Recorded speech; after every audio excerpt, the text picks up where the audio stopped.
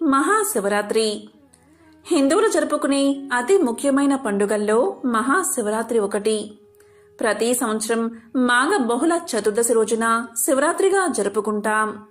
ఈ మహాశివరాత్రి రోజున ఉపవాసం ఉండి జాగారం చేసిన వారి సమస్త పాపాలు తొలగిపోతాయని, పుణ్యం లభిస్తుందని పురాణ వచనం. ఈరోజు ఉదయాన్నే లేచి తలస్నానం చేసి పూలు ఫలాలతో శివుణ్ణి పూజిస్తే ఆ మహాశివుడి సంపూర్ణ అనుగ్రహం లభిస్తుంది. మరి ఎంతో విశేషమైన ఈ మహాశివరాత్రిలోగా మహిమాన్వితమైన ఈ కథలను వింటే చాలు ఆ మహాశివుడి సంపూర్ణ అనుగ్రహం మీకు లభిస్తుంది. జన్మజన్మల పాపాలు తొలగి కోటి జన్మల పుణ్యం వస్తుంది. మరి ఆ కథలేంటో ఇప్పుడు ఈ వీడియోలో తెలుసుకుందాం. ఓం తత్పురుషాయ విద్మహే మహాదేవాయ ధీమహి తన్నో రుద్రః ప్రచోదయాత్. ఓ మహాదేవా, నాకు బుద్ధిని జ్ఞానాన్ని ప్రసాదించు. అంతేకాదు నా హృదయాన్ని శాశ్వతమైన కాంతితో ప్రకాశింపచెయ్యి అని ఆ మహాశివుణ్ణి ప్రార్థించాలి. పూర్వం పాండుపురం అనే ఊళ్ళో అనేక మంది బ్రాహ్మణులు నివసిస్తూ ఉండేవారు. ఆ ఊరి పక్కనే ఉన్న మాల పల్లెలో ఒక నిరుపేద వృద్ధురాలు జీవిస్తూ ఉండేది. ఆమెను ప్రతి ఒక్కరూ కూడా గుడ్డవ్వ అని పిలిచేవారు. ఆమె గొప్ప శివభక్తురాలు. పేదరికమే కాకుండా ఆమెను పట్టి పీడించే భయంకర కుష్టి రోగాన్ని కూడా ఆమె సహిస్తూ శివనామస్మరణ చేస్తూ కాలాన్ని గడిపేది. ఒకసారి ఆమెకు పనిపడి పాండుపురానికి పోవలసి వచ్చింది. కుష్టు రోగంతో ఆమె శరీరంలోని అవయవాలన్నీ పుళ్ళు పడి ఉన్నాయి. కాళ్ళు చేతుల వేళ్లు కొన్ని ఊడిపోయాయి. శరీరం నుంచి విపరీతమైన దుర్గంధం వస్తుంది. ఆమెను చూసి ఆ ఊళ్ళో బ్రాహ్మణులు జాలి తలచే బదులు తిట్టిపోశారు. అంత రోగగ్రస్తురాలివి ఊళ్ళోకెందుకు వచ్చావు? నీ వ్యాధి మాకందరికీ అంటించడానికా? మేము పిల్లా పాపలతో సుఖంగా ఉండడం నీకిష్టం లేక ఇక్కడికి వచ్చావా? ముందు ఇక్కడ్నుంచి వెళ్ళిపో అని నానా దుర్భాషలు ఆడి ఆమెను వెళ్ళగొట్టారు. పాపం గుడ్డవ్వ శారీరక కష్టానికి తోడు వాళ్ల మాటలతో మనసు ఎంతో బాధపడి ఇంకా తాను జీవించడం వ్యర్థమని నిర్ణయించుకుని ఆ ఊరిలో కొలువు తీరిన సోమేశ్వరుని చెంత ప్రాణత్యాగం చెయ్యాలి అనుకుని వేగంగా శివాలయం వైపు అడుగులు వేసింది. ఆ బాధలో దారి తెన్నో చూసుకోక పడిపోతుంటే దోవలో రాళ్లు తగిలి శరీర అవయవాలు తెగిపోసాగాయి. కాళ్ళు వేళ్లు ఊడిపడి నడవడానికి రాక పాక్కుంటూ శివా నీవే దిక్కు అంటూ శివాలయం చేరుకుంది గుడ్డవ్వ. ఆమె భక్తికి మెచ్చిన శివుడు ప్రత్యక్షమై వరం కోరుకోమన్నాడు. అప్పుడు గుడ్డవ్వ ఇలా పలికింది, స్వామి, నీ దర్శన భాగ్యం లభించింది. ఇంకా నాకేం వరం కావాలయ్యా అంటూ శివుణ్ణి స్తుతించసాగింది. ఆమె భక్తికి ఆశ్చర్యపోయిన శివుడు ఆమె రోగాన్ని తీసేసి ఆరోగ్యవంతమైన శరీరాన్ని ప్రసాదించాడు. అంతేకాదు ఆమె కోరకుండానే ఇలా అన్నాడు, నీ రోగమంతా నిన్ను అవమానించిన వారికి పంచానులే అన్నాడు. గుడ్డవ్వ తన శేష జీవితాన్ని సుఖంగా గడపమని ఆనతి ఇచ్చాడు ఆ మహాశివుడు. దీంతో గుడ్డవ్వ తన ఇంటికి చేరి తన సాధారణ జీవితాన్ని గడపసాగింది. పాండవపురంలో గుడ్డవ్వని దూషించిన వారందరికీ అకస్మాత్తుగా కుష్ఠురోగం వచ్చి నానా బాధలు పడసాగారు. తరువాత గుడ్డవ్వకి శివుడు ప్రత్యక్షమైన సంగతి, ఆమె రోగం పోయిన సంగతి వారికి తెలిసింది. ఆమెని నిందించడం వల్లే తమకి ఆ రోగం వచ్చిందని పశ్చాత్తాపపడి అంతా వెళ్లి గుడ్డవ్వను శరణు వేడారు. తమ తప్పుని క్షమించమని వేడుకున్నారు. చాలా సున్నిత మనస్కురాలైన గుడ్డవ్వ శివుణ్ణి ప్రార్థించింది. ఆమె ప్రార్థనతో శివుడు వారి రోగాన్ని కూడా నశింపచేశాడు. భక్తికి సౌశల్యానికి మించిన సాధన లేదని అంతా గ్రహించారు. ఎంతో విశేషమైన ఈ కథను విన్నవారికి ఆ మహాశివుడి ఆశీస్సులు లభిస్తాయి. సంపూర్ణ ఆరోగ్యం చేకూరుతుంది. ఓం త్రయంబకం యజామహే సుగంధిం పుష్టివర్ధనం ఉర్వారుకమివ బంధనాన్ మృత్యోర్ముక్ష్య నమామృతాత్. అందరికీ శక్తినిచ్చే ముక్కంటి దేవుడైన సుగంధ పరిమళం కలిగి పుష్టిని వృద్ధి చేసే 3 కన్నుల వాడైన ఓ పరమేశ్వర, నిన్ను నేను పూజిస్తున్నాను. తొడిమ నుంచి దోస పండును ఎలా వేరు చేస్తున్నావో అలాగే మృత్యువు నుంచి నన్ను వేరు చెయ్యి. అమృత సమానమైన మోక్షం నుంచి నేను విడవకుండా ఉండేటట్లు చెయ్యి స్వామి అని వేడుకోవాలి. పూర్వకాలంలో ఒక గ్రామంలో శివదేవుడు అనే ఒక మహాశివభక్తుడు ఉండేవాడు. ఇతను ప్రతిరోజు కూడా తమ ఊరిలో ఉన్నటువంటి శివాలయానికి ఈ శివదేవుడు ఒట్టి చేతులతో వెళ్లకుండా బాగా కాచి చల్లార్చినటువంటి ఒక కుంచుడు పాలను ఆలయానికి తీసుకుని పోయి పరమేశ్వరుడికి నైవేద్యంగా వాటిని ఆరగింపు చేస్తూ ఉండేవాడు. అలా భక్తితో స్వామివారికి నమస్కారం చేసి ఆపై ఆ పాలను ఇంటికి తీసుకుని పోయేవాడు. ఈ విధంగా పరమ నిష్ఠతో ప్రతిరోజు కుంచుడు పాలను ఆ పరమేశ్వరుడికి ఆరగింపు చేస్తూ ఉండేవాడు ఆ శివభక్తుడు. ఇలా కాలం గడుస్తూ ఉండగా ఒకరోజు ఆ శివదేవునికి ఒకసారి భార్యతో కలిసి పొరుగురు వెళ్లవలసిన పని పడుతుంది. దాంతో తాను నిష్ఠగా చేసేటటువంటి శివపూజ అలాగే పరమేశ్వరుడికి పాలను నివేదన చేసేటటువంటి పని ఏ విధంగా చెయ్యాలి అని తీవ్రంగా ఆలోచిస్తూ ఉన్నాడు శివదేవుడు. అప్పుడు శివదేవుడు తన కుమార్తెను పిలిచాడు. ఆమె పేరు గొడగూచి. ఆమెతో శివదేవుడు ఇలా పలికాడు, అమ్మా, ప్రతిరోజు నువ్వు శివాలయానికి వెళ్లి పరమశివుడికి పాలను నైవేద్యంగా పెట్టు. ఈ బాధ్యత సక్రమంగా నెరవేర్చు అని చెప్పి తల్లిదండ్రులు వెళ్లిపోయారు. తర్వాత రోజున ఆవు పాలను శుభ్రంగా మరగబెట్టి కుంచెడు పాలను కొలిచి శివాలయానికి సమర్పణగా తీసుకుని వెళ్తుంది గొడగూచి. పాలు ఎవరికీ కనబడకుండా పైన కొంగు కప్పుతుంది. శివాలయానికి ఎదురుగా పాలను పెట్టి పాలను తాగమని శివలింగాన్ని కోరుతుంది. పాలు శివలింగం ముందర పెట్టి అమాయకత్వంతో శివుడు వచ్చి స్వయంగా తానే పాలు తాగుతాడు అనుకుంటుంది ఆ చిన్ని పిల్ల. కాని ఎంతసేపైనా శివుడు ఆ పాలు తాగకపోయేసరికి ఎంతో బాధపడుతుంది. పాలు తాగమని శివుణ్ణి ప్రార్థిస్తుంది. ఎంత ప్రార్థించినా సరే శివుడు పాలు తాగకపోయేసరికి ఎందుకు తాగడం లేదని ఎన్నో కారణాలను ఆలోచిస్తుంది. ముక్త భక్తితో గొడగూచి శివుణ్ణి ప్రశ్నలు అడగడం ప్రారంభిస్తుంది. ఏమైంది? ఎందుకు పాలు తాగడం లేదు? చిన్నపిల్లను నేను.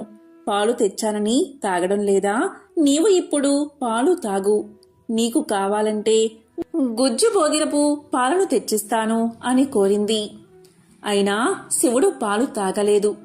మళ్ళీ ఆమె ఇలా పలికింది, ఎందుకు పాలు తాగడం లేదు? పాలు వేడిగా ఉన్నాయా? కమ్మని వాసన రావడం లేదా? పాలు శుభ్రంగా లేవా? ఏమైనా పాలు విరిగిపోయాయా? పాలల్లో నుంచి ఏమైనా వాసన వస్తుందా?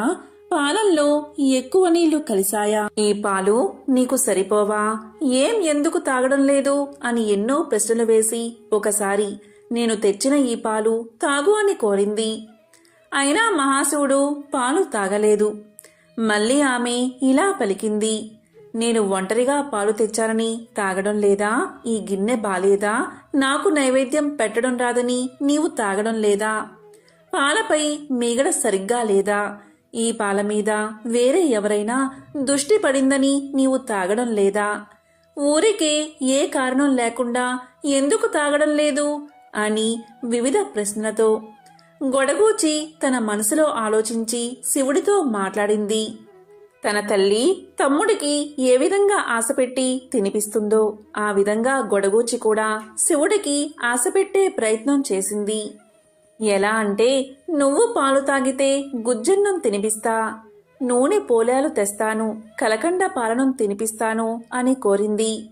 నీవు పాలు తాగితే జాతరకు తీసుకువెళ్తాను, తినడానికి తీసుకువెళ్తాను, పాయసం తినిపిస్తాను, శైవులు జరుపుకుని పండుగకు తీసుకువెళ్తాను, పాలలోకి అటుకులు తెస్తాను అని ఆశపెట్టి పాలను తాగించే ప్రయత్నం చేసింది గొడగూచి. కాని శివుడి దగ్గర నుంచి ఎటువంటి జవాబు లేకపోయేసరికి ఎంతో దుఃఖంతో విలపించింది.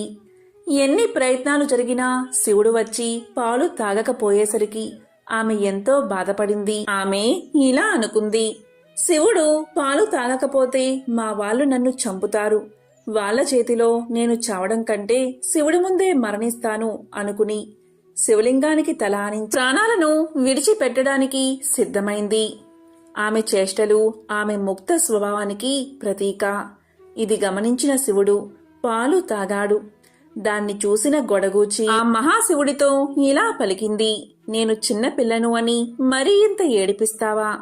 మా అన్నకు చెబుతాను ఉండు అని బెదిరించి పూర్తిగా చిన్నపిల్ల మనస్తత్వాన్ని నిరూపించుకుంది. ఇలా ప్రతిరోజు శివుడికి పాలు ఇచ్చి ఇంటికి తిరిగి వెళ్తూ ఉండేది ఆ గొడగూచి.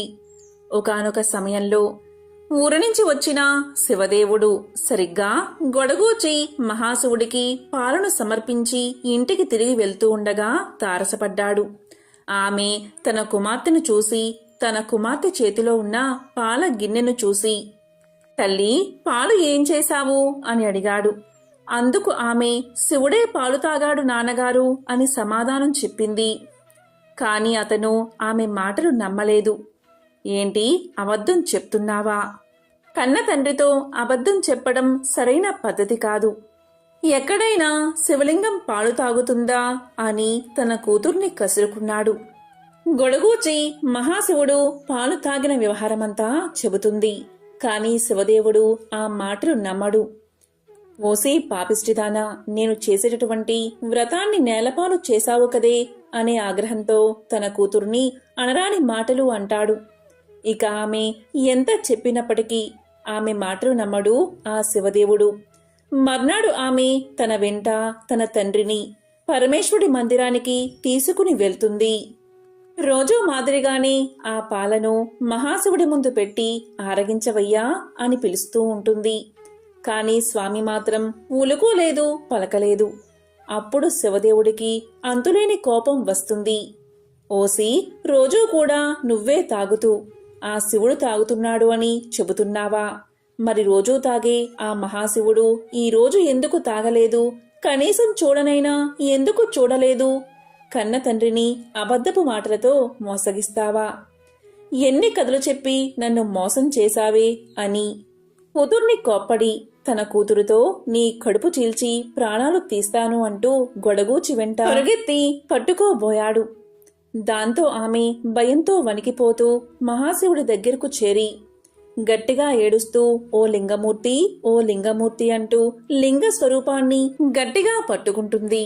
ఇదిగో నేనున్నాను అంటూ భయపడుకు అంటూ అత్యంత దయతో ఆ మహాలింగమూర్తి పాపమీద ఉన్నటువంటి వాత్సల్యంతో తన వక్షస్థలాన్ని తెరుస్తాడు. పాప అందులోకి చొరబడుతుంది. తండ్రి వెంటపడుతూ పాప వెంట్రుకలను చిక్కించుకుంటాడు. ఎక్కడికి పోతావే అంటూ శివదేవుడు వెనుక పడినా ఆ దివ్యలింగం ఆ పాపను తనలో ఐక్యం చేసుకుంటుంది. ఎంతో నిశ్చలమైనది, నిర్మలమైనది గొడగూచి యొక్క భక్తి. అందుకే ఆ పరమేశ్వరుడు శివభక్తుణ్ణి కాదని అతని బిడ్డకు దర్శనం కల్పించాడు, తనలో ఐక్యం చేసుకున్నాడు. ఇంతకన్నా నిదర్శనం ఏముంటుంది? ఆ మహాశివుడి లీలలు ఎంతో విశిష్టమైనవి. ఎంతో పవిత్రమైన విశేషమైన ఈ కథను విన్నా, చదివినా, చెప్పినా, వినిపించినా ఆ మహాశివుడి పరిపూర్ణ అనుగ్రహం లభిస్తుంది. ఒకానొక కాలంలో కాంచీపురంలో చిరుతొండ నంబి అనే వైశ్యకుల శేఖరుడు ఉండేవాడు. అతను అఖండ శివభక్తి తత్పరుడు. ఆయన భార్య తిరువెంగ నాంచి. ఆ పుణ్య దంపతులు జంగమ ఆరాధన తత్పరులు. వారి పుత్రుడు సిరియాలుడు. చిరుతొందడు పూర్వజన్మ వాసనా విశేషం చేత ఏకామ్రనాథుణ్ణి ఆరాధిస్తూ జంగమ్మ ప్రమదలకు అడిగిన పదార్థం లేదనక సదా అన్నదానం చేసేవాడు. ఒకనాడు పరమశివుడు పార్వతీదేవికి చిరుతొండని భక్తి ప్రభావం నిరూపించాలి అనుకున్నాడు. నిత్యాన్నదానశీలుడైన చిరుతొండ నంబికి ఒకనాడు ఒక్క శివయోగి కూడా కనిపించలేదు. తిరిగి తిరిగి చివరకు కాంచీపురం ఊరి బయట ఉన్న పాడుబడిన గుడికి వెళ్ళాడు అతను. అక్కడ గర్భ మండపంలో ఒక వృద్ధుడు అతనికి సేవ చేస్తున్న ముసలి అవ్వ కనిపించారు. అప్పుడు చిరుతొండ నంబి ఆ దంపతులకు ప్రణామం చేసి ఇలా పలికారు, మీరు చూస్తే సాక్షాత్తు పార్వతీ పరమేశ్వరులాగా కనిపిస్తున్నారు. మీరు మా ఇంటికి వచ్చి శివార్చన అందుకుని మమ్మల్ని చరితార్థుల్ని చెయ్యండి అని ప్రార్థించాడు. అప్పుడు ఆ వృద్ధుడు ఇలా పలికాడు, 7 రోజుల నుంచి నిరాహార వ్రతం పూని ఉన్నాను నేను. ఆ వ్రతానికి ఉద్యాపనం పశుపహారం, అంటే యాగ పశువుగా నరుడు తప్ప మరొకడు పనికిరాడు. సుందరుడు రోగవిహీనుడు అయిన చిన్న పిల్లవాణ్ణి తల్లిదండ్రులు వండి మాకు వడ్డించి మాతో పాటు భోజనం చెయ్యాలి అన్నాడు ఆ వృద్ధుడు. దీంతో చిరుతొండడు ఇంటికి వెళ్లి విషయమంతా భార్యకు తెలియజేశాడు. అప్పుడు ఆమె నవ్వి ఇలా పలికింది: స్వామి, మన శరీరార్థ ప్రాణాలకు కర్తలు ఆ శివయోగీశ్వరులే కదా. వారి సొమ్ములు వారికి సమర్పించడానికి మనకి ఆలోచన ఎందుకు అని పలికింది. వెంటనే శివయోగిని తీసుకురావడానికి బయలుదేరాడు చిరుతొండడు. అంతకుముందే శివుడు మరొక వేషంలో గురువుగారి ఇంటిలో పాఠాలు చదువుకుంటున్న సిరియానుడి దగ్గరకు చేరుకున్నాడు. ఆ జటాధారిని చూడగానే సిరియానుడు ఎదురుగా వెళ్లి సాష్టాంగ నమస్కారం చేశాడు. భక్తి తాత్పర్యంతో నమస్కారం చేస్తూ నిలుచున్న సిరియానునితో ఇలా పలికాడు: నాయనా, నీ తండ్రి చిరుతొండ నంబి నిన్ను చంపి ఒక నిర్భాగ్యుడైన శివయోగికి ఆహారంగా పెట్టబోతున్నాడు. తన కడుపున పుట్టిన కుమారుడి మెడకోసి చంపి జోగులకు పెట్టే క్రూరుడు ఈ లోకంలో ఎక్కడైనా ఉంటాడా? స్నేహశిరుని కాబట్టి ఈ విషయం నీకు చెప్పడానికై వచ్చాను. బతికుంటే బొలసాకు తినవచ్చు, నీ ప్రాణాలు కాపాడుకో అని చెప్పాడు. ఈ మాటలు విన్న సిరియాలుడు చెవులు మూసుకుని ఇలా అన్నాడు: మహానుభావా, నీవీ రకంగా మాట్లాడడం న్యాయమా? ఇతరుల కోసమై శరీరాన్ని, ధనాన్ని వ్యయం చేయడం కంటే ఈ జన్మకు సార్థకత ఏమున్నది అన్నాడు. చిరుతొండడు వృద్ధ శివయోగిని ఇంటికి తీసుకువెళ్లాడు. పాఠశాలకు వెళ్లి కుమారుణ్ణి తీసుకువచ్చాడు. కుమారుణ్ణి తొడమీద కూర్చోబెట్టుకుని ఇలా పలికాడు తండ్రి: నాయనా సిరియాలా, ఎల్లప్పుడూ పంచాక్షరి మంత్రమే జపిస్తూ ఉండు అని పలికి కత్తితో అతని శిరస్సును ఖండించాడు. ఒక్క వేటుతో కింద పడిపోయిన సిరియాలుడి శిరస్సు నమశివాయ నమశివాయ నమశివాయ అని మంత్రాన్ని పఠిస్తుంది. భోజనశాలలో వంట సిద్ధమైనది. అమృత ఆహారం ఆరగించవలసిందిగా నమస్కరించారు ఆ నంబి దంపతులు. అప్పుడు ఆ శివయోగి ఇలా పలికాడు: నాకు మరొక్క నియమం ఉన్నది. మగబిడ్డలేని నిర్భాగ్యుడి ఇంట్లో భోజనం చేయకూడదు. నీ కుమారుణ్ణి పిలువు అన్నాడు ఆ మాయా జంగముడు. అప్పుడు నంబి ఇలా పలికాడు: స్వామి, ముందే ఆ విషయం చెప్పి ఉంటే కుమారుణ్ణి పిలిచేవాణ్ణి. ఇప్పుడు వాడెక్కడికి పోయాడో ఆడుకోవడానికి అన్నాడు నంబి. ఆ వృద్ధ దంపతులు నంబి భార్యను ఎలుగెత్తి కుమారుణ్ణి పిలవమన్నారు. వెంటనే నంబి భార్య రారా రారా కుమారా అని దిక్కులు ప్రతిధ్వనించేటట్లు పిలిచింది. అలా పిలవగానే మరుక్షణమే ఆకులలో ఉన్న శాఖపాకాల నుంచి సిరియాల కుమారుడు వారి ముందు నిలిచాడు. పరమశివుడు భస్మదేహంతో నాగాలంకార భూషణుడై అర్ధచంద్రాకృతితో సాక్షాత్కరించి సశరీరములతో కైలాసానికి రమ్మని వారిని ఆహ్వానించాడు. అంతా చిరుతొండడు ఇలా పలికాడు: స్వామి, నీ దయవల్ల 1000 గోత్రములకు చెందిన మా వైశ్యులందరూ ఈ కంచి పట్టణంలో ఈశ్వర ఆరాధన చేస్తూ ఉన్నారు. వారందరినీ విడిచిపెట్టి నేనొక్కడినే రాలేను.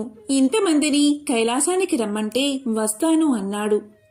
అప్పుడు శంభుడు కరుణించి కంచిలో ఉన్న వైశ్యులందరూ కైలాసానికి వచ్చేటట్లు వరాన్ని ప్రసాదించాడు. కన్న కుమారుణ్ణి కూడా బలి చేయడానికి వెనుదీయకుండా తనతో పాటు స్వజనానికి కూడా మోక్షం ఇప్పించిన చిరుతొండ నంబి పరోపకారార్థమై తన శరీరమే దానం చేసిన సిరియాలుడు శైవ భక్తుల్లో అగ్రగణ్యులు. ఎంతో పవిత్రమైన విశేషమైన ఈ కథను విన్న వారికి మోక్షం కలుగుతుంది. పూర్వకాలంలో కంబా అనే పట్టణంలో దీపక దలియారు అని ఒక శివభక్తుడు ఉండేవాడు. అతను ఒకసారి వేరే పని మీద ఇంకొక గ్రామానికి వెళ్లాల్సి వచ్చింది. దోవ మధ్యలో ఒక అడవి, దానిలో ఒక పాడుబడ్డ శివాలయాన్ని చూశాడు అతను. అది చూసి అతని ఆలోచనలు పరిపరి విధాలా పోయాయి. ఇదేమి వింత, శివుడి అరణ్యం మధ్యలో ఎందుకు ఉన్నాడు? శత్రువుల వల్ల ఇతనికేమీ అపాయం వస్తుందో? అసలే ఎప్పుడు త్రిపురాసురులు వగైరా పెద్ద పెద్ద రాక్షసులతోనే శత్రుత్వం ఏర్పరచుకుని వాళ్ళని చంపేస్తూ ఉంటాడు. ఈయనకేమో దయాలువు అని పెద్ద పేరు. మరి ఇలాంటి రాక్షసుల్ని చంపి వాళ్లతో విరోధం తెచ్చుకోవడం ఎందుకు? రాక్షసులు మహాబలవంతులు, వారితో విరోధం మంచిది కాదు. అటువంటి విరోధులు ఉన్న ఇతడు కారు చీకట్లు కమ్మి ఇలాంటి దట్టమైన అడవిలో ఎవరి సహాయం లేకుండా ఒక్కడూ ఉండవచ్చా? పైగా ఈ గుడి కూడా శిథిలమైపోయినది. గోడలు అస్సలు గట్టిగా లేవు, తలుపులు ద్వారబంధాలు లేవు, చుట్టూ ప్రాకారం కూడా లేదు, పార్వతీదేవి ఉండే చోటు కూడా లేదు. ఇలాంటి పాడుబడిన గుడిలో ఏ పూజా పునస్కారం లేకుండా ఇలా ఉండే అవసరం ఈయనకేం వచ్చింది అనుకున్నాడు. కొంచెం ఆలోచించి, సరే, ఇక్కడ ఒక పెద్ద గోపురంతోనూ చుట్టూ ప్రాకారంతోనూ నేను పట్టుబట్టి ఒక మంచి ఆలయాన్ని నిర్మిస్తాను అనుకుని తిరిగి తన గ్రామానికి పోయి తన ఆస్తినంతా అమ్మి ఆ డబ్బు తీసుకువచ్చి అక్కడ ఒక గొప్ప ప్రాకారం కట్టించి దాని మధ్య ఒక పెద్ద ఆలయం అన్ని హంగులతోనూ నిర్మించి పార్వతీదేవికి కూడా ప్రత్యేకించి ఆలయం నిర్మించాడు. అంతేకాదు, అక్కడ పూజలు యథావిధిగా జరపడానికి కావలసిన వారిని నియోగించి వారికి ఇల్లు కట్టించి దుకాణాలు ఏర్పాటు చేసి అన్ని రకాల వృత్తుల వారిని ఏర్పాటు చేసి ఒక ఊరినే నిర్మించాడు. తాను ధర్మకర్తగా ఉండి పూజలు సక్రమంగా జరిపించేవాడు. ఆ విధంగా కొన్నేళ్లు గడిచింది. తరువాత డబ్బులన్నీ అయిపోయి అందరికీ ఇవ్వవలసిన నెల బత్తములకు సకాలంలో ఇవ్వకపోవడంతో ఆలయంలో కొలువుకు నియమించబడ్డ వారంతా మానేశారు. ఇక దీపకదలియారు కొన్నాళ్లు ఉన్నంతలో గ్రామస్తుల చేతని పూజలు నిర్వహించేలా చేశాడు. కొన్నాళ్లకి వాళ్లు కూడా ఇవన్నీ మానుకుని ఊరు విడిచి వెళ్లిపోయారు. అయినా దీపకదలియారు తన పట్టు విడవలేదు. తానే స్వయంగా పూజ చేసేవాడు. కొన్నాళ్లకి పూజా ద్రవ్యాలు లేకపోయినా రాత్రింపగళ్ళు అఖండ జ్యోతి వెలిగేటట్లు చేసేవాడు. కొన్నాళ్లకి దీపానికి కూడా నూనె దొరకడం కష్టమైంది అతనికి. అప్పుడు ఆయన చుట్టుపక్కనున్న చెట్టు కొట్టి తెచ్చి కారుస్తూ దీపపు కాంతి కలగజేసేవాడు. అవి కూడా అయిపోయాక తాను కట్టించిన ఇళ్ల యొక్క పై కప్పును, దూలాన్ని, వాసములను, ద్వారబంధాలను ఏ చెక్క దొరికితే దానిని తీసుకొచ్చి దీపంలాగా వెలిగించేవాడు. కొన్నాళ్లకి అవి కూడా అయిపోయాయి. తానొక్కడే మిగిలాడు. స్వామి ఆలయంలో దీపం లేదు. అదే అతని బాధ. అప్పుడు అతనికి ఒక ఆలోచన వచ్చింది. తన జుట్టంతా పైకి కట్టుకుని దాని కొనలకు నిప్పు అంటించి అది వెలుగుతూ ఉండగా గుడి చుట్టూ తిరగసాగాడు. వెంట్రుకలు కాలి తలలోని మెదడు అంటుకుని కాలుచుండి వెలుగుతూ ఉన్నా ఆయనకి తెలియక అలాగే తిరగసాగాడు. అప్పుడు ఆ మహాశివుడు ప్రత్యక్షమై ఇలా పలికాడు, నీ భక్తికి మెచ్చాను, వరం కోరుకో అని అనగా ఆ భక్తాగ్రేసరుడు ఇలా పలికాడు, ఓ మహాశివ, నాకే వరమూ అక్కర్లేదు. మనమీ అరణ్యంలో ఉండవద్దు. పద పోదాం. ఈ ఆలయంతో సహా కైలాసానికి వెళ్దామన్నాడు. అది విని ఆ మహాశివుడు తన భక్తుడి కోరిక తీర్చడానికి ఆ ఆలయంతో సహా అతన్ని కైలాసానికి తీసుకుపోయాడు. మహాశివుణ్ణి అంతగా ఆరాధించి ఆయన గురించే జీవించి చివరికి వరం కోరుకోమన్నా తన కోసం కాక ఆయన కోసమే అడిగిన దీపకదలియారు కథ వల్ల నిస్వార్థంగా భగవంతుణ్ణి సేవించిన వారికి దక్కని వరాలు ఉండవు అని తెలుస్తుంది. ఎంతో పవిత్రమైన విశేషమైన ఈ కథను విన్నవారికి జన్మజన్మల పాపాలు తొలగి కోటి జన్మల పుణ్యం వస్తుంది. సకల శుభాలు కలుగుతాయి. భగవంతుడి భక్తిలో అనేక విధాల తరించిన వారున్నారు. ప్రియుడుగా ప్రేమించిన వారు, భర్తగా పూజించిన వారు, బిడ్డగా ఆదరించిన వారు, స్నేహితుడిగా అంకితమైన వారు, ఇలా ఎన్నో రకాల భక్తుల గురించి మనకు తెలుసు. అయితే ఒక మహిళ మాతృమూర్తి అయి శివుణ్ణి లాలించిన కథ మీకు తెలుసా? ఆవిడ పేరే బిజ్జ మహాదేవమ్మ. ఆ కథ ఏంటో ఇప్పుడు తెలుసుకుందాం. బిజ్జ మహాదేవమ్మ శివుడికి పరమ భక్తురాలు. ఆవిడ ఆలోచనలు ఎప్పుడూ శివుడి చుట్టూతానే తిరుగుతూ ఉండేవి. ఒకరోజు ఆవిడ ఇలా ఆలోచించసాగింది. శివుడికి భార్య ఉంది, పిల్లలు ఉన్నారు, పరిచరులందరూ ఉన్నారు. కాని తల్లి లేకపోవడానికి కారణం ఏమిటో? తల్లి లేకుండా ఇతను ఎలా పుట్టి ఉంటాడో? లోకంలో అందరూ జన్మించడానికి కారణం తల్లే కదా. అంటే తల్లి ఇతనికి ఉన్నట్లు కనబడదేమిటి? తల్లే ఉంటే ఇతనికి ఇన్ని పాటలు వచ్చేవా? తల్లే ఉంటే ఇతన్ని బిచ్చమెత్తనిచ్చేదా? తానే ఏదో విధంగా బిడ్డను సాకేది కదా. బిడ్డ ఇలా బిచ్చమెత్తుతుంటే ఏ తల్లి చూసి సహిస్తుంది? తల్లే ఉంటే ఇతనికి మంచి మంచి వస్త్రాలు కట్టబెట్టేది కాని ఇలా తోలు ధరించనిచ్చేదా? తన బిడ్డడు వల్లకాటిలో ఉండి బూడిద పూసుకుని తిరుగుతూ ఉంటే చూస్తూ ఊరుకునేదా? పైగా విషం తాగేటప్పుడు అడ్డుపడకుండా ఉంటుందా? పాపం, ఇతనికి ముందు తల్లి ఉండి తర్వాత గతించి ఉండవచ్చు. ఆవిడ తల్లి హృదయం ఇంకా చాలా ఆక్రోశించింది. అయ్యో, లోకంలో ఇంతమంది తల్లులు ఉన్నారు కదా, ఎవరైనా ఇతన్ని తమ బిడ్డగా భావించి చేరదీసి మంచి చెడు చెప్పొచ్చు కదా, ఇలాంటి పనులు చేయకుండా ఆపొచ్చు కదా అని అనుకుని, పోనీ ఇవాల్టి నుంచి ఎవరు చూసినా చూడకపోయినా నేను శివయ్యను నా బిడ్డగా చూసుకుంటాను అని నిశ్చయించుకుంది బిజ్జ మహాదేవమ్మ. శిశు పరిణామం కల ఒక శివలింగాన్ని తీసుకువచ్చి ఆ లింగంతో ఇలా పలికింది: నాయనా, ఇక నుంచి నువ్వు నా బిడ్డవు. నిన్ను ఇప్పుడే కన్నాను. ఇక నుంచి నా కన్నబిడ్డలా అత్యంత ప్రేమతో నిన్ను పెంచుకుంటాను అని ముద్దాడింది. ఆవిడ ఆ చిన్న లింగానికి పిల్లలకు చేసే సకల ఉపచారాలు, స్నానం చేయించడం, పాలు తాగించడం, నిద్రపుచ్చడం అన్నీ చేసింది. పాకే వయసు వచ్చినప్పుడు నా తండ్రి పాకుతున్నాడని ఆ లింగాన్ని ఎత్తుకుని మోకాళ్ళకి చేతులకి అంటుకున్న మట్టిని తుడిచేది. 5 సంవత్సరాల బాలుడయ్యే వరకు ఆ శివుడు కూడా చూడండి, భక్తురాలి ముచ్చట తీర్చడానికి ఆవిడ కొడుకులాగే ఆవిడ చేసే ఉపచారాలన్నీ స్వీకరించాడు. ఒకసారి ఆ ముక్కంటి ఆ భక్తురాలికి మోక్షం ఇవ్వాలి అనుకుని ఆవిడని పరీక్షించడానికి ఒళ్ళో ఉన్నవాడు అలాగే కళ్ళు మూసుకుని స్రోలైనట్లు పడుకున్నాడు. దాంతో ఆ తల్లి హృదయం తల్లడిల్లింది. అయ్యో బిడ్డా, నీకీ రోగం ఎక్కడ్నుంచి దాపరించింది?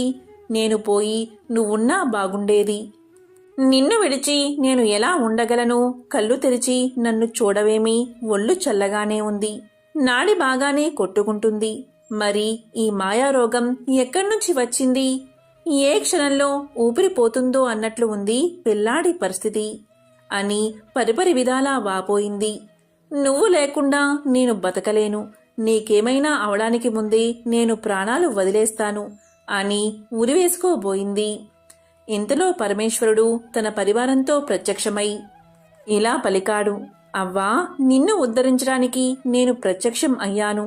నీ భక్తికి లొంగి ఇన్నాళ్ళు నేను నీ బిడ్డగా వ్యవహరించాను. నీకేం వరం కావాలో కోరుకో అన్నాడు. దానికి ఆ అమాయకపు తల్లి తన బిడ్డ ఎదురుగుండా ఉండి మాట్లాడుతున్నాడు అనుకుని, నా తండ్రి, నాకే వరమూ అక్కర్లేదు. నీకే రోగమూ లేకుండా చిరంజీవివై నా కళ్ళ ఎదుట కలకలాడుతూ లోకోద్ధరణ చేయడమే నాకు కావాలి అంది. అప్పుడు ఆ సాంబశివుడు చిరునవ్వు నవ్వుతూ ఇలా పలికాడు: అవ్వా, నువ్వు తల్లివై నన్ను సంరక్షిస్తూ ఉండగా నాకు జబ్బేమి ఉంటుంది? నాకే అస్వస్థత లేదు.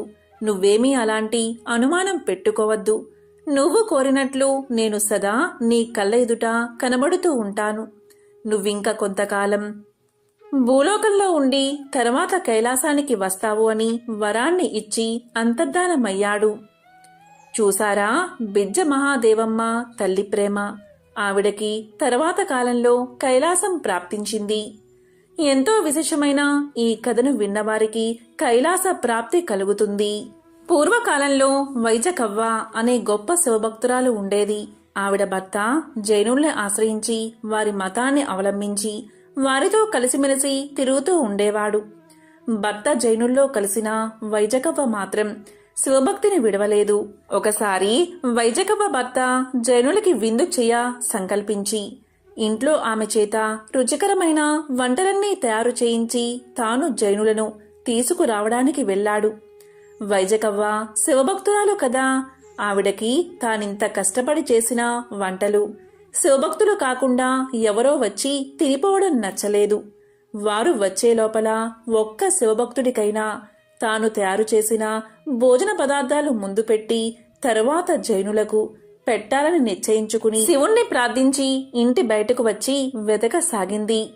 భక్తుల కోరికలు తీర్చే ఆ పరమేశ్వరుడు తన భక్తురాలి కోరిక తీర్చడానికి ఒక ముని వేషంలో సదాశివ స్మరణ చేస్తూ అక్కడికి వచ్చాడు.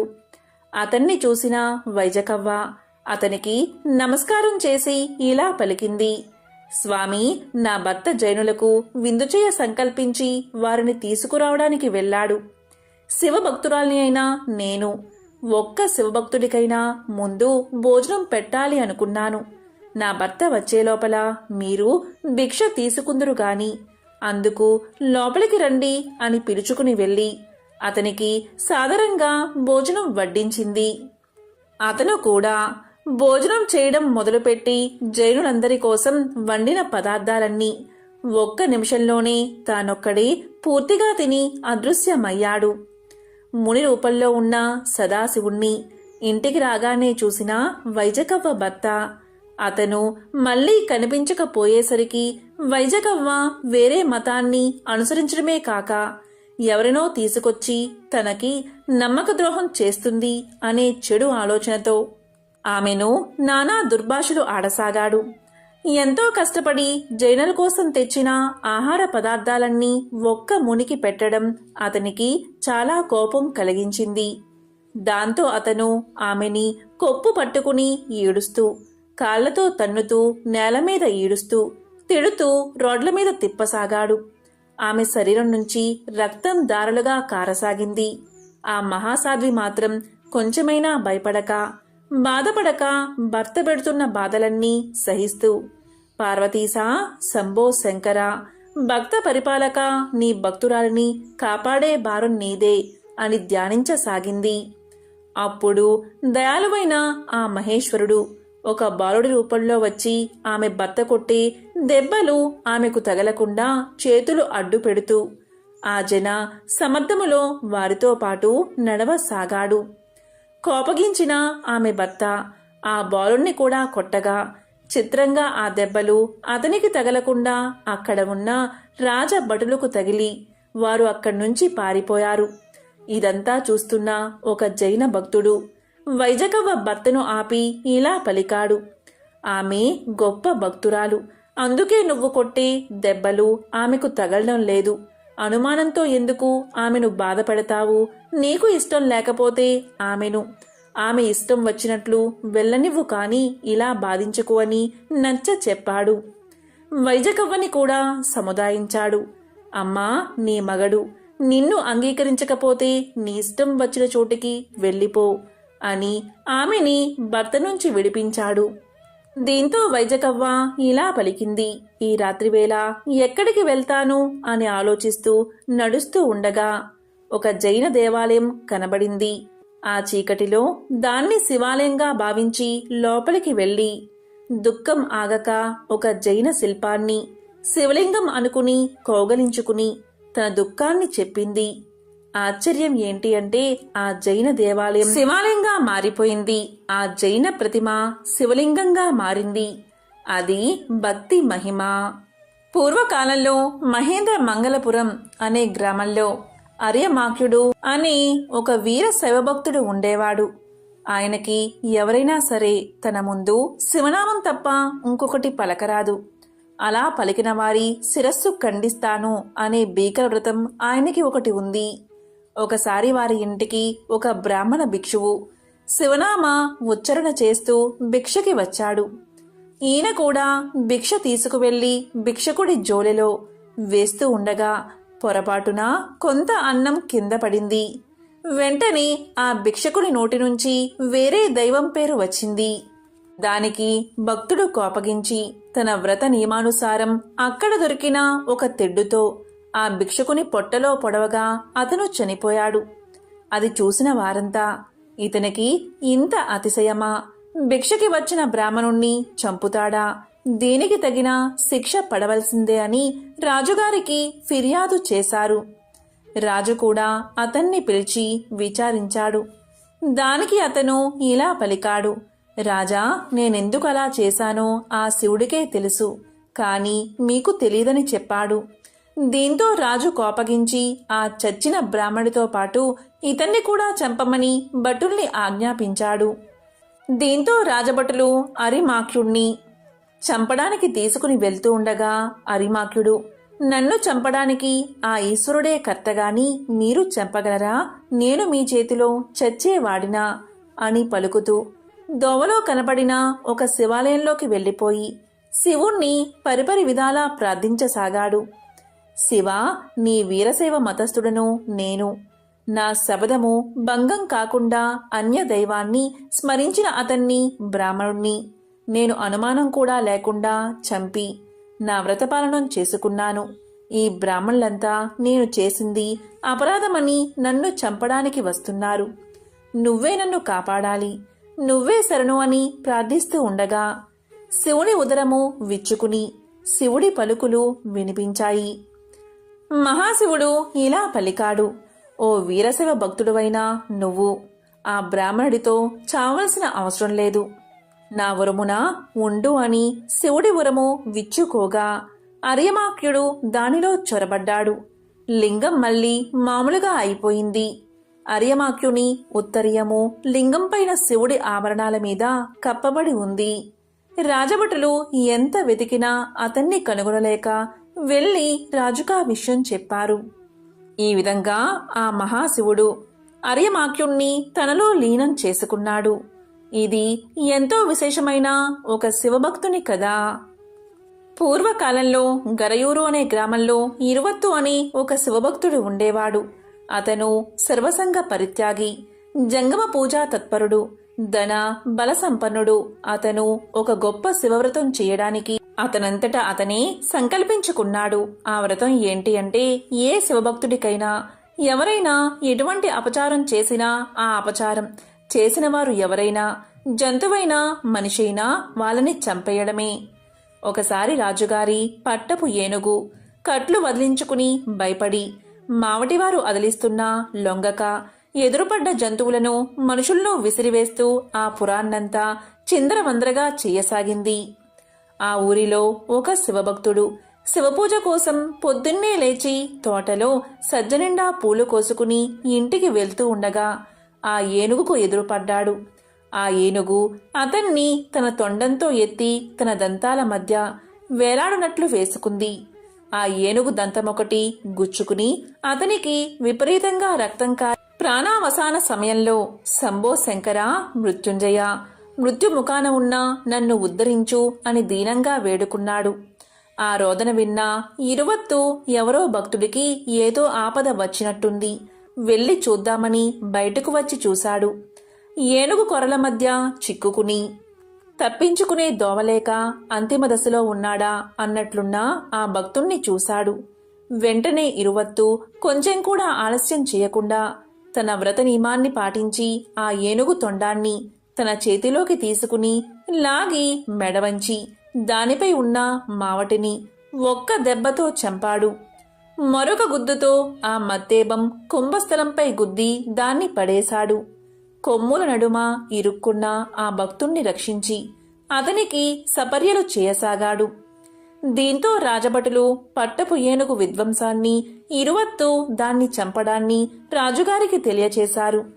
వెంటనే రాజు ఆ స్థలానికి వచ్చి ఇరువత్తుకు సాష్టాంగ నమస్కారం చేసి ఇలా పలికారు, స్వామి, నా పట్టపు ఏనుగు భక్తుని పట్ల చేసిన అపచారం నాది కాని దానిది కాదు.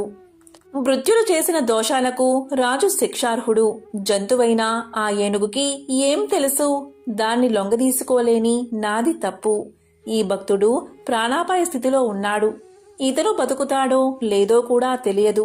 భక్తుడు ఈ స్థితిలో ఉండగా నేను బతికి ఉండడం నా తప్పు. నన్ను అంతం చెయ్యండి. మీరలా చెయ్యకపోతే నా శిరస్సు నేనే ఖండించుకుంటాను అని గండ్ర కత్తెరతో తన తలను కత్తిరించుకోబోతూ ఉండగా సాక్షాత్తు ఆ పరమశివుడు తన పరివారంతో సాక్షాత్కరించాడు. సాక్షాత్కరించి రాజు భక్తికి మెచ్చుకుని నీ భక్తి సాహసాలకి నేను ఎంతగానో సంతోషించాను అని ఇరువత్తు వంక చూసి నీ ప్రతినకు రాజభక్తి సాహసాలకు నేను సంతోషించాను. నువ్వు రాజు కావలసిన వరాలు కోరుకోండి అన్నాడు మహాశివుడు. ఇరువత్తు అంతకుముందే చచ్చిన ఏనుగును మావటివాణ్ణి బతికించమని ఆ భక్తుడికి ఆరోగ్యాన్ని ప్రసాదించమని కోరాడు. ఇరువత్తుగాని రాజుగాని తమ కోసం ఏ కోరికలు కోరలేదు. భగవంతుడు వారికి సద్యో మోక్షమిచ్చి మీరీ లోకంలో సుఖంగా బతికి తరువాత నా లోకానికి వచ్చి నా గణములో చేరతారని వరాన్ని ఇచ్చి అంతర్ధానమయ్యాడు. శివుణ్ణి ప్రసన్నం చేసుకోవడం తేలిక, అందుకే భక్తవ శంకర అని ఆయన్ని పిలుస్తారు. మరి ఎంతో పవిత్రమైన విశేషమైన ఈ కథలను మహాశివరాత్రిలోగా విన్నా, చదివినా, చెప్పినా, వినిపించినా జన్మల పాపాలు తొలగి కోటి జన్మల పుణ్యం వస్తుంది. సకల శుభాలు కలుగుతాయి. ఓం నమః శివాయ. ఓం నమో నారాయణాయ.